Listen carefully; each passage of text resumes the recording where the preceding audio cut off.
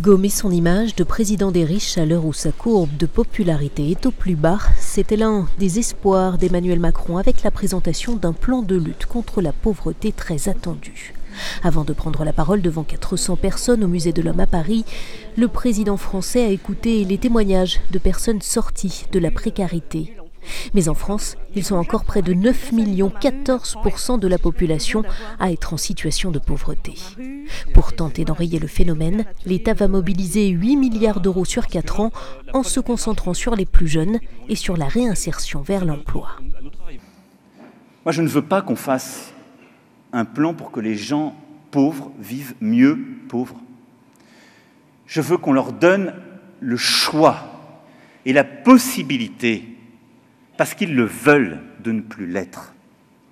Parmi les mesures annoncées, un service public de l'insertion pour mieux accompagner les personnes les plus éloignées de l'emploi.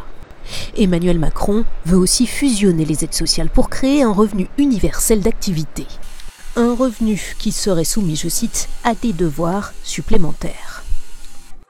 Pour lutter contre la précarité des plus jeunes, il annonce 50 millions d'euros d'aide sociale à l'enfance ou encore des repas à 1 euro dans les cantines pour les plus fragiles. En Europe, la pauvreté concerne 116 millions de citoyens et la France n'est pas la plus mal lotie. D'après les chiffres d'Eurostat, en Bulgarie et en Italie, les pourcentages atteignent respectivement 40 et 30% de la population. En 2010, l'Union européenne s'était fixée pour objectif de réduire d'au moins 20 millions le nombre de personnes touchées ou menacées par la pauvreté ou l'exclusion sociale au cours de la décennie.